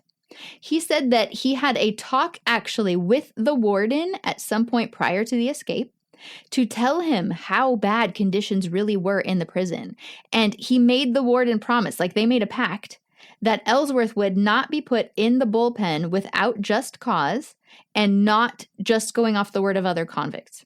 The warden did indeed promise Ellsworth he would not go to the bullpen unless he truly deserved it. Ellsworth had told Warden Dalrymple at the time that things were so bad that he couldn't stand it any longer and he would try to escape the first chance that he got. So, I mean, they knew stuff was bad. They knew. James Willos took the stand as well, and he told about some horrible times that he had been in the bullpen. After those 15 convicts were thwarted in their attempt to tunnel out of the prison, remember I talked about that one last time? I do. So they were thwarted, and then 8 of the convicts who were kind of the leaders of that were sent to the bullpen, and James Willos was one of them. He was deprived of clothes for 24 hours. He was given 2 pieces of bread per day, but he could have all the water he wanted. So these cells are 4 feet by 8 feet. Can you imagine that? That's crazy. I mean, even I wouldn't be able to stretch my arms out to the side, from, that's crazy. 4 feet by 8 feet, and then just a little cot in there. So Willos had also learned that he was on guard Davison's hit list, and this made him feel a sense of urgency to get out. He had told Oregon Jones that he'd learned about the hit list and he was on it, and Oregon said to him, I might let you in on something later, but it wouldn't tell him yet what it was. And, that's why he was eventually invited to join them for that prison break, because he had found out Davison was seriously going to kill him. Just give me one reason. Throw a rock. I wonder if they still have the hit list. I don't know. I don't know if it was a physical list or if he just said named them. But apparently Ellsworth was on it and Tom Murray was on it. I don't know if he probably was. Oregon Jones. I'm surprised Ellsworth was. He's so timid. Yeah. In the best way. Yeah. I'm kind of a fan. I've got a spot in my heart for Ellsworth by this point. Oh, Eugene. Yeah. So the case was given to the jury at 12:14 p.m. on Friday, October 23rd. 48 hours later, the jury asked for further instructions from the court. They wanted to know if they were allowed to return different findings in the case, like guilty for one, not guilty for another. And the judge said, yes, that's, completely up to you guys. And they could also decide on the degree of the charge, he said. So their options are, guilty of first degree, with or without hanging, or you're guilty of manslaughter, or it's an acquittal. Like you're not guilty at all. So they could choose. It didn't have to be the same for both. After 52 hours of deliberation, on Monday, October 26th, the jury came back with 2 guilty verdicts with hanging. And when they were sentenced on Friday, October 30th, both of them made statements. Ellsworth said, I want to say that as far as the jury is concerned, I've had as fair a trial as could be expected under the circumstances. But without apology, I want to say that I am a victim of circumstance. I did not kill Holman as the state has tried to show, and in time it will be proven that I did not kill him. That's all I have to say. Willos said that his trial had been fair. But I am not guilty of murder in the first degree. I never harmed any man during the getaway, and never had the least idea of harming anyone. I'm very sorry that anyone was harmed, but it was through misunderstanding. And thus, all 3 convicts were facing the gallows. The date of hanging changed frequently. Originally, Tom Murray was supposed to hang on December 18th, and their attorney fought tooth and nail to have his conviction overturned. Attorney Judge King truly believed that Tom Murray was insane, so he was trying real hard to have him deemed insane. And a couple people came through and said, yes, he is insane. He was insane at the time, but it didn't make any difference. Ellsworth and Willos were supposed to be hanged on January 8th, and their attorney fought equally hard for them. One thing that he used to try to get leniency for Ellsworth Kelley was the fact that he had fought for our country in World War I and was honorably discharged. But he wasn't. He was not. That's why I told everybody in the first episode, remember this. But I mean, what do we know? How could they fact check that? Yeah, I don't know. You'd think someone would have a record somewhere. But yeah, there were appeals made to higher courts, and then higher courts than that. Things were overturned, and then overturns were overturned. And on May 9th of 1926, which was 9 months after the prison break and about 6.5 months after that guilty verdict was rendered, Tom Murray said goodnight to Ellsworth Kelley and James Willos around 9:00 p.m. Hang down your head, Tom Dooley, hang down your head and cry. Hang down your head, Tom Dooley, poor boy, you bound to die. They couldn't see each other from their cells, but they could hear each other. At 11:15 p.m., he was found dead in his cell, hanging from a steam pipe by his sheet. Ellsworth and Willos had heard nothing, and Tom's feet were actually touching the floor, so this was clearly suicide. Willos had painted a picture for Tom sometime earlier, and it was in Tom's cell, and on the back, in crayon, Tom had written a note. Before going south with that money I have on the books, please pay the paperman what I owe him. Mail the 2 letters, if you want to the folks, the other to Attorney Robinson of Portland News. I killed Sweeney. Jones killed Holman. Kelley and Willows shot no one or even at anyone. T.M. He had underlined both I and Jones, so he was stressing, I killed Sweeney and Jones killed Holman. Ellsworth and Willos, they were still in the game, though. They were still jumping through legal hoops, hoping for a commutation of their sentence. And unfortunately, nobody had any legal pity for them. On April 20th, 1928, they were led to the gallows, one by one. Early that morning, both men were visited in their cells by newsmen, and both of them made statements. Ellsworth was very upset, and it was obvious to them that it was taking him effort to speak. He said, I've never taken a human life nor helped to take a life. My life has been a failure, but I've never committed any of the worst sins. He's really just looking back on his life. James Willos was much more talkative. He said, Seems to be a lot of interest in this case. You've no doubt heard a lot of things, but I just want to say now that I never had a fair trial. It was just a case of Shanghai from beginning to end. There was never a more innocent man walk up those gallows than I am. I hope that this case will be the cause of stirring up the people of Oregon to investigate this capital punishment so that innocent men in the future will not have to go through the thing that we are about to go through. Ellsworth Kelley was up first for execution. He entered the death chamber at 8:30 in the morning. He was visibly nervous. It was noted that his lower lip quivered. He made no effort to speak. He walked up the 13 steps to the gallows unassisted, and he was dropped through the trap at 8:31. He was pronounced dead 12 minutes later at 8:43 a.m. James Willos was brought in just 9 minutes later at 8:52 a.m. He was puffing on a cigarette until after he'd stepped up onto the gallows platform. He spit out the end of his cigarette. He calmly looked around the crowd of people there to watch him die and said, I hope that you're all satisfied. The trap was sprung at 8:53 a.m., and he was pronounced dead at 9:05. Ellsworth's body was shipped to Portland and released to his mother. She applied for a military veteran's burial, and he is buried in the veteran section of the Lincoln Memorial Park Cemetery in Portland, Oregon. I can't. I know Dawn is listening to this. And Dawn, I know you're so excited, but I cannot with that.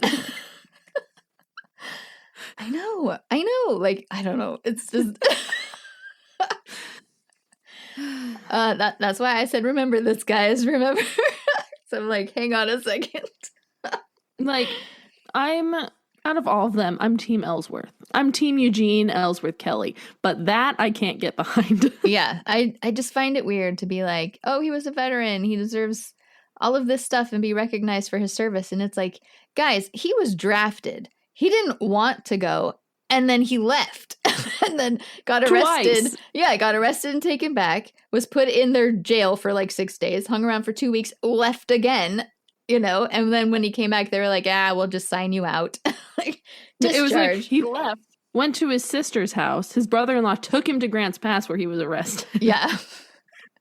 Yeah. And they're like, oh, he was a veteran. He was honorably discharged. Like, but he didn't do anything. Like, he didn't go and fight a war. He didn't even make it out of training at Camp Lewis. So, I mean, like, okay. He barely even did training. I know.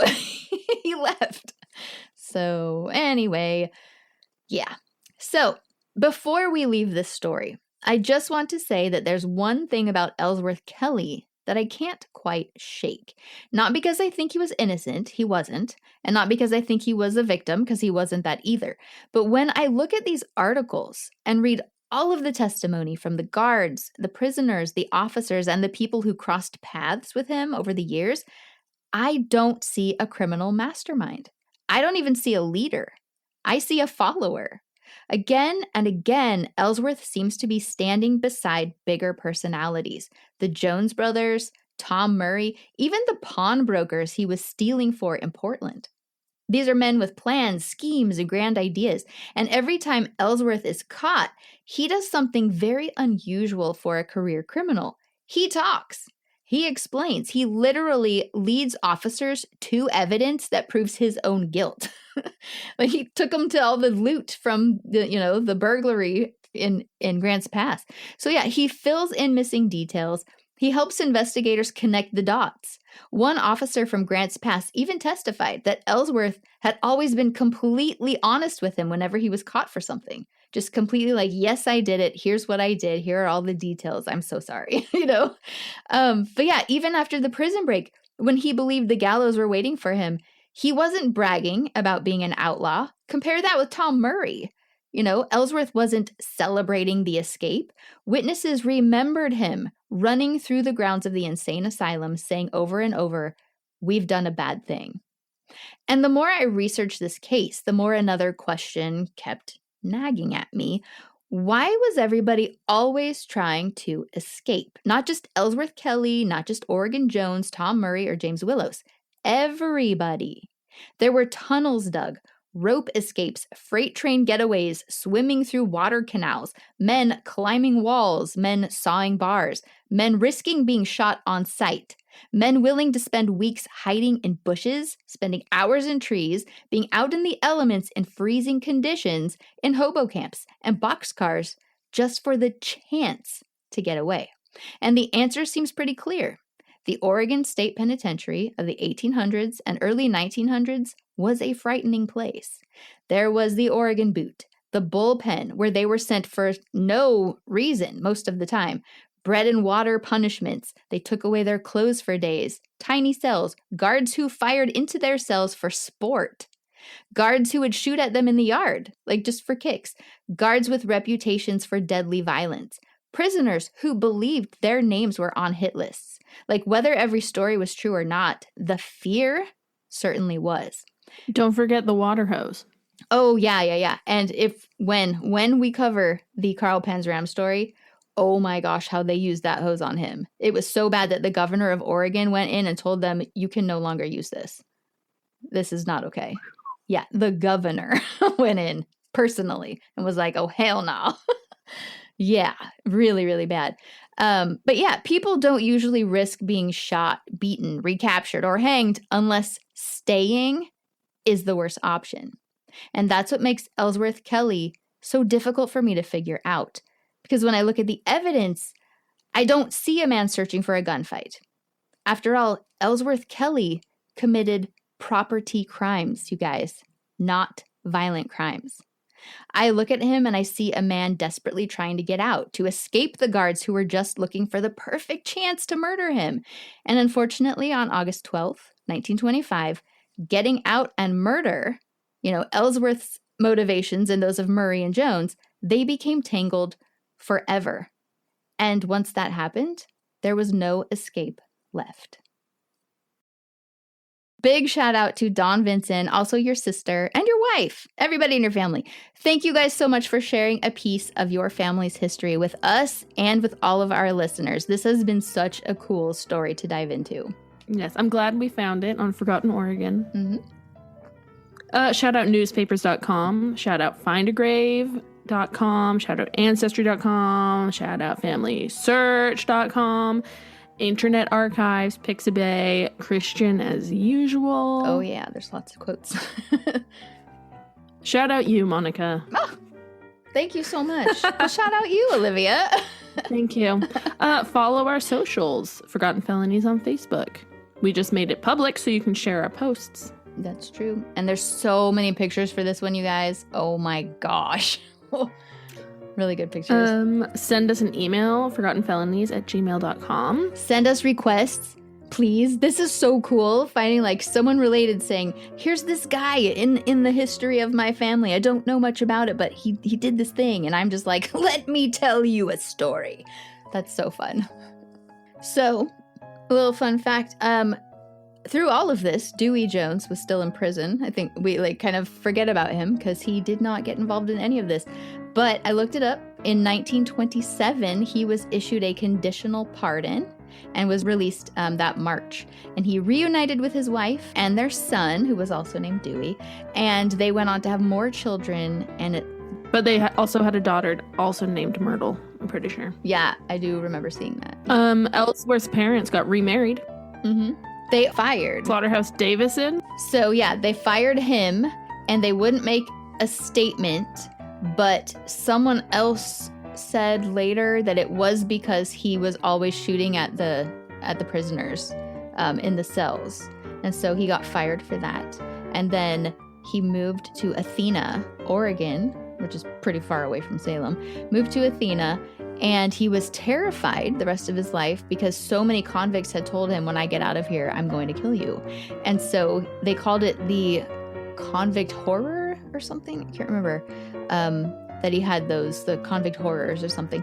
So he would never leave his house without someone with him because he was so worried that a convict was going to show up and kill him. And eventually he committed suicide. Oh, well. C'est la vie. Yep. He and Tom Murray went out the same way. Yeah. So, anyway, yeah, those are some... Not so different, those two. Right? both psychopaths. Yeah, very similar.